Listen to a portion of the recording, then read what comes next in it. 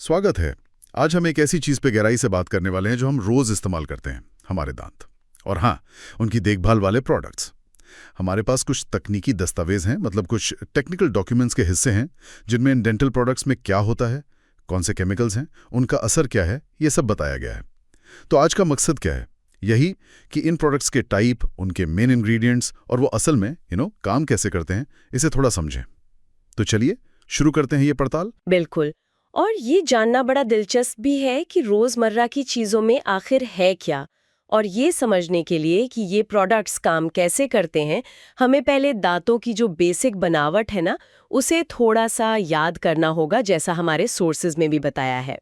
दांत की 3 खास परतें हैं जिन पर ये प्रोडक्ट्स असर करते हैं। पहली, सबसे बाहरी, जो सफेद और सबसे हार्ड लेयर है, इनामल। ये मसूड़ों के ऊपर दिखती है। फिर उसके नीचे है डेंटिन। ये थोड़ी सेंसिटिव परत है और ये दांत के अंदरूनी हिस्से यानी पल्प कैविटी को घेरे रहती है। और तीसरी है सीमेंटम। ये मसूड़े के नीचे जो दांत की जड़ है ना, उसको कवर करती है। तो जितने भी प्रोडक्ट्स हैं वो इन्हीं परतों को साफ करने, मजबूत बनाने या फिर उनकी सेंसिटिविटी कम करने के लिए ही डिजाइन होते हैं। ठीक है, तो शुरुआत करते हैं पहली कैटेगरी से, जिसका जिक्र है एब्रेसिव्स। अब घर्षक सुनने में थोड़ा हार्ड लगता है। इनका मेन काम क्या होता है? हाँ, इनका काम बिल्कुल वैसा ही है जैसा नाम से लग रहा है, रगड़ना या घिसना। सोर्सेज बताते हैं कि डेंटिस्ट्स इनका इस्तेमाल करते हैं। क्यों? दांतों की सतह पर जो बाहरी दाग धब्बे जम जाते हैं या प्लैक की परत होती है ना, उसको हटाने के लिए, ताकि दांत एकदम साफ और पॉलिश दिखें। ये आप कह सकते हैं फिजिकल क्लीनिंग करते हैं। लेकिन यहीं पर मुझे याद है, सोर्स में एक चेतावनी भी थी कि इन्हें घर पर इस्तेमाल नहीं करना चाहिए। ऐसा क्यों? अगर ये इतने अच्छे से सफाई करते हैं तो। वजह है इनकी अपघर्षक क्षमता, मतलब घिसने की ताकत। जैसे सोर्स में प्यूमिस का जिक्र है, ये पाउडर या पेस्ट फॉर्म में आता है तो बहुत असरदार सफाई एजेंट। लेकिन अगर इसे रोजाना इस्तेमाल करें या बिना सही तरीके और देखरेख के करें, तो ये फायदे से ज्यादा नुकसान कर सकता है।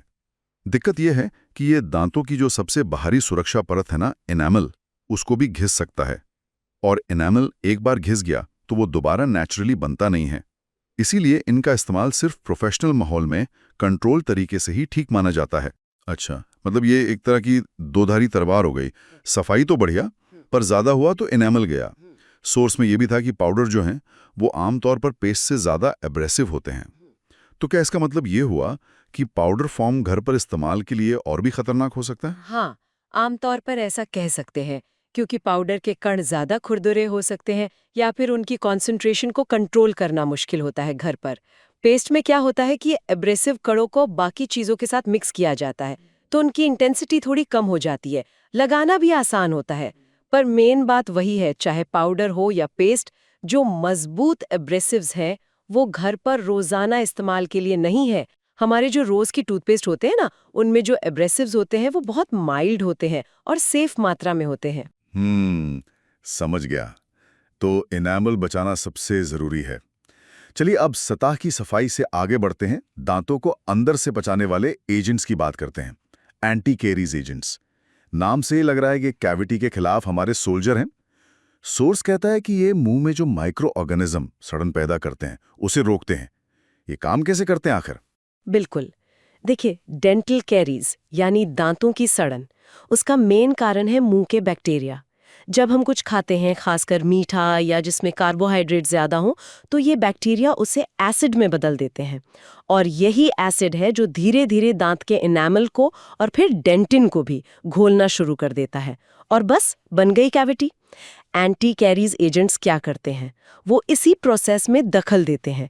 या तो एसिड का असर कम करते हैं या फिर दांत को ही एसिड के लिए ज्यादा मजबूत बना देते हैं। और इसके सबसे कॉमन उदाहरण जो सोर्स में दिए हैं वो हैं फ्लोराइड्स, सोडियम फ्लोराइड और स्टेनस फ्लोराइड।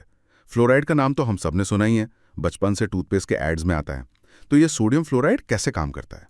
सोडियम फ्लोराइड मतलब NaF, ये काफी जाना माना एंटी कैरीज एजेंट है। सोर्स के हिसाब से ये पानी में घुलने वाला सफेद पाउडर या क्रिस्टल जैसा होता है। जब ये दांतों के कांटेक्ट में आता है तो इसके फ्लोराइड आयन एनामल की जो क्रिस्टल बनावट है ना, उसमें शामिल हो जाते हैं।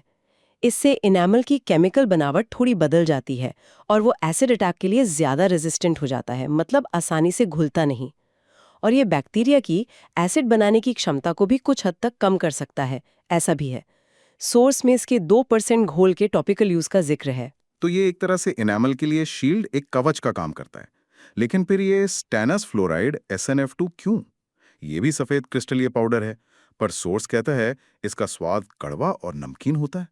ये सोडियम फ्लोराइड से अलग है या बेहतर है? स्टेनस फ्लोराइड भी कैविटी रोकने में काफी इफेक्टिव है। ये भी दांतों को मजबूत बनाता है, एसिड के खिलाफ उनकी रेजिस्टेंस बढ़ाता है। कुछ स्टडीज में ये भी पाया गया है कि इसमें एंटीबैक्टीरियल गुण भी होते हैं, जो शायद सोडियम फ्लोराइड से थोड़े ज्यादा हों। लेकिन यहाँ एक बहुत जरूरी बात है जिसका जिक्र सोर्स में साफ साफ है। इसका एक साइड इफेक्ट हो सकता है। स्टेनस फ्लोराइड दांतों पर हल्के भूरे या पीले रंग के दाग, मतलब स्टेनिंग, कर सकता है, खासकर उन जगहों पर जहां इनेमल शायद पहले से थोड़ा डैमेज हो या सतह खुरदुरी हो। ओह, तो मतलब कैविटी से प्रोटेक्शन तो है, पर दांतों का रंग बदलने का रिस्क भी साथ में है। ये तो एक तरह का ट्रेड ऑफ हो गया। बिल्कुल, ये एक अच्छा उदाहरण है कि कैसे डेंटल प्रोडक्ट्स बनाने में इफेक्टिवनेस और साइड इफेक्ट्स के बीच एक बैलेंस बनाना पड़ता है। शायद इसीलिए कुछ प्रोडक्ट्स में सोडियम फ्लोराइड ज्यादा पसंद किया जाता है, जबकि दूसरों में स्टेनस फ्लोराइड के एक्स्ट्रा फायदे जैसे एंटीबैक्टीरियल एक्शन या मसूड़ों की हेल्थ के लिए उनको देखते हुए उसे चुना जाता है, भले ही स्टेनिंग का थोड़ा रिस्क हो। ये हम सबके लिए और डेंटिस्ट के लिए भी एक जरूरी जानकारी है। हाँ, ये जानना तो जरूरी है कि हर चीज के अपने प्लस और माइनस पॉइंट हो सकते हैं। चलिए, अब उन चीजों पर आते हैं जो शायद हम सबसे ज्यादा इस्तेमाल करते हैं, डेंटिफ्रिसेस, यानी कि टूथपेस्ट और टूथ पाउडर। सोर्स कहता है इनका मेन काम है दांतों की उन सतहों को साफ करना जहां ब्रश पहुंच सकता है। इनमें अक्सर फ्लेवर और झाग के लिए भी कुछ ना कुछ मिलाया जाता है। सही कहा, ये तो रोज की ओरल हाइजीन का बेस है। इनका मकसद होता है खाने के कण, प्लाक यानी बैक्टीरिया की जो चिपचिपी परत होती है, और हल्के फुल्के दाग धब्बों को हटाना। सोर्स में कुछ केमिकल्स के नाम दिए हैं जो इनमें इस्तेमाल होते हैं, जैसे डाई कैल्शियम फॉस्फेट, सोडियम मेटाफॉस्फेट और कैल्शियम कार्बोनेट। ये अक्सर माइल्ड एब्रेसिव और फिलर, मतलब भराव सामग्री की तरह काम करते हैं। ओके, एक एक करके देखते हैं। डाइकैल्शियम फॉस्फेट CHPO4.2H2O, ये एक फाइन पाउडर है। क्या ये सिर्फ रगड़ने के काम आता है? नहीं, यही बात इंटरेस्टिंग हो जाती है। सोर्स के मुताबिक डाइकैल्शियम फॉस्फेट सिर्फ एक हल्का एब्रेसिव ही नहीं है। जैसा नाम से ही पता चल रहा है, ये कैल्शियम और फॉस्फोरस का सोर्स भी है। और ये दोनों मिनरल दांतों और हड्डियों के बनने और उन्हें मजबूत रखने के लिए बहुत ज़रूरी हैं। सोर्स में लिखा है कि ये बच्चों, प्रेग्नेंट महिलाओं और ब्रेस्ट फीडिंग कराने वाली माताओं के लिए खासतौर पर इम्पॉर्टेंट हो सकता है। तो ये सिर्फ सफाई नहीं कर रहा, बल्कि दांतों के लिए ज़रूरी न्यूट्रिएंट्स भी दे रहा है। एक तरह से मल्टीटास्किंग इंग्रेडिएंट है ये। वाह, ये तो मैंने सोचा ही नहीं था कि टूथपेस्ट में न्यूट्रिएंट्स भी हो सकते हैं। कमाल है। अगला है सोडियम मेटाफॉस्फेट NaO3P, जिसे मैड्रेल सॉल्ट भी कहते हैं। सफेद क्रिस्टल, पानी में घुलनशील। इसके बारे में क्या खास है? इसे सर्जिकल इंस्ट्रूमेंट्स को जंग लगने से बचाने के लिए एंटी रस्टिंग एजेंट की तरह इस्तेमाल करते हैं, और साथ ही फूड इंडस्ट्री में भी इसका यूज है, स्टेबलाइजर, इमल्सिफायर और चिलेटिंग एजेंट के तौर पर। चिलेटिंग एजेंट मतलब ये पानी में मौजूद कुछ मिनरल्स को बांध लेता है, जो कभी-कभी फूड प्रोसेसिंग में काम आता है। Anti rusting agent surgical instruments के लिए, ये तो सच में एक्सपेक्ट नहीं किया था। मतलब एक केमिकल जो हमारे मुंह में जा रहा है वो ऑपरेशन थिएटर में औजारों को भी सेफ रख रहा है। गजब। और तीसरा उदाहरण है calcium carbonate CaCO3, precipitated chalk. ये नाम तो सुना सुना सा लगता है। हाँ, कैल्शियम कार्बोनेट तो बहुत ही कॉमन है। ये एक सफेद, बिना गंध, बिना स्वाद वाला माइक्रो क्रिस्टलाइन पाउडर है। अपने हल्के एब्रेसिव गुण की वजह से ये टूथपेस्ट में खूब यूज होता है। लेकिन जैसा सोर्स इशारा कर रहा है, इसके यूज यहीं खत्म नहीं होते। इसे पेट के एसिडिटी कम करने के लिए एंटासिड के रूप में यूज करते हैं। ये पेट के एसिड को न्यूट्रलाइज करता है। लिखने वाला चौक भी यही होता है, और पुराने जमाने में इसे डायरिया के इलाज में भी इस्तेमाल करते थे, शायद इसके पानी सोखने या बाइंडिंग वाले गुणों के कारण। तो एक सिंपल सा दिखने वाला चॉक पाउडर पेट की जलन से लेकर दांतों की सफाई तक में काम आ रहा है। ये दिखाता है कि ये केमिकल्स कितने वर्सेटाइल हो सकते हैं। जो चीज हमारे टूथपेस्ट में हल्का सा घिस रही है वही किसी के लिए एंटासिड का काम कर रही है। बिल्कुल, यही तो केमिस्ट्री की दुनिया की खूबसूरती है कि एक ही चीज अलग अलग कॉन्टेक्स्ट में कितनी अलग भूमिकाएं निभा सकती है।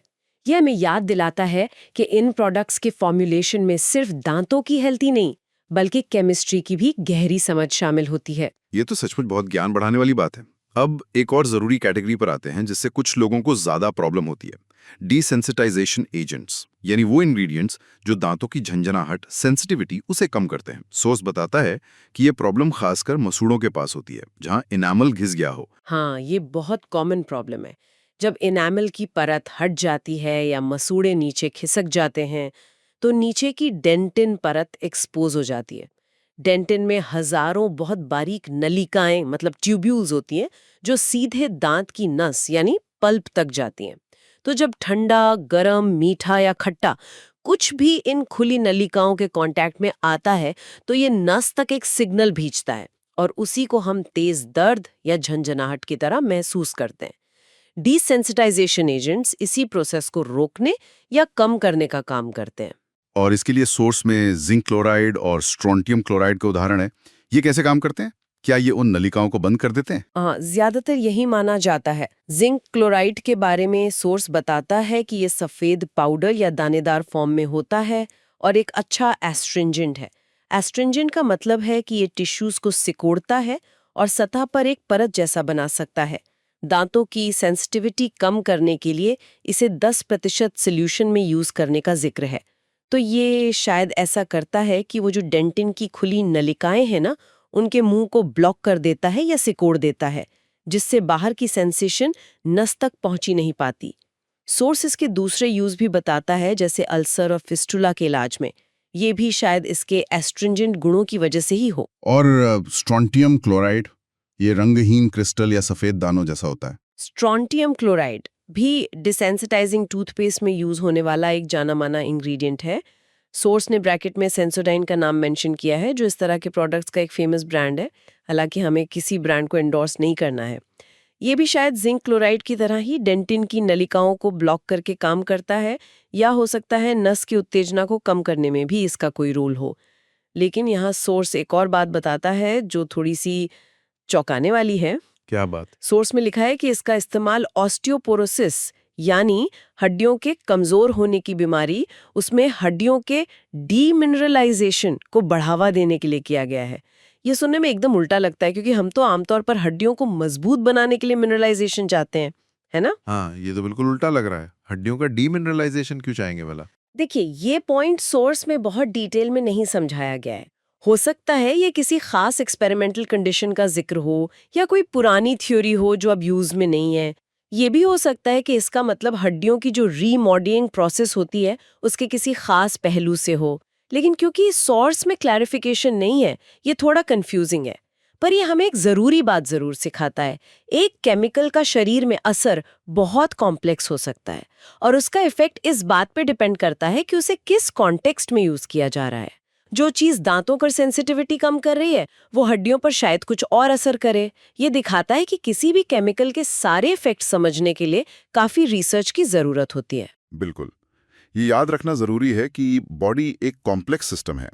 तो हमने आज डेंटल प्रोडक्ट्स की 4 main categories, abrasives, anti caries agents, dentifrices और डिसेंसिटाइजेशन एजेंट्स और उनमें मिलने वाले कुछ खास केमिकल्स पर बात की। हमने देखा फ्लोराइड कैसे दांत मजबूत करता है, पर एक टाइप से दाग भी लग सकते हैं। हमने जाना कि डाई कैल्शियम फॉस्फेट जैसे कुछ इंग्रेडिएंट्स सिर्फ सफाई नहीं, न्यूट्रिशन भी देते हैं। और हमने कुछ केमिकल्स के हैरान करने वाले दूसरे यूज भी देखे, जैसे एंटी रस्ट एजेंट या एंटासिड।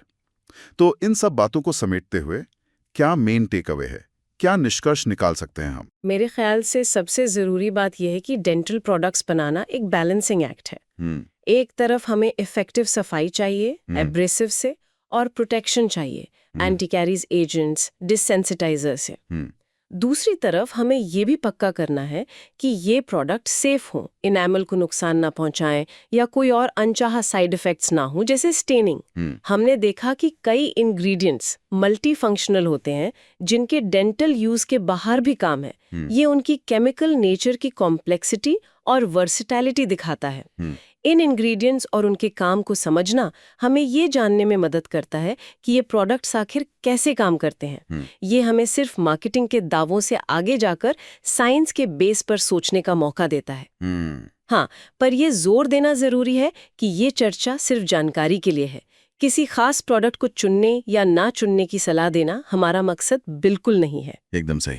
ये जानकारी हमें रोजमर्रा की चीजों के बारे में और ज्यादा अवेयर और आप कह सकते हैं जिज्ञासु बनाती है। और यहीं से एक ख्याल आता है भविष्य के लिए।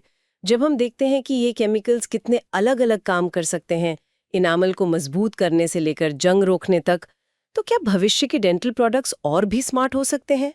क्या हम ऐसे फॉर्मुलेशंस की उम्मीद कर सकते हैं जो और भी टारगेटेड तरीके से काम करें, मतलब कैविटी भी रोकें, दांत सफेद भी करें, सेंसिटिविटी भी घटाएं और शायद मसूड़ों की हेल्थ भी सुधारें, और वो भी बिना किसी मौजूदा साइड इफेक्ट के? शायद ऐसे प्रोडक्ट्स जिनमें इन मल्टी फंक्शनल इंग्रेडिएंट्स का और भी बेहतर तरीके से इस्तेमाल किया गया हो। ये एक सोचने लायक सवाल है जो आज हमने जो कुछ भी डिस्कस किया उसी पर आधारित है, और ये डेंटल साइंस में इनोवेशन की जो संभावनाएं हैं उनकी तरफ इशारा करता है।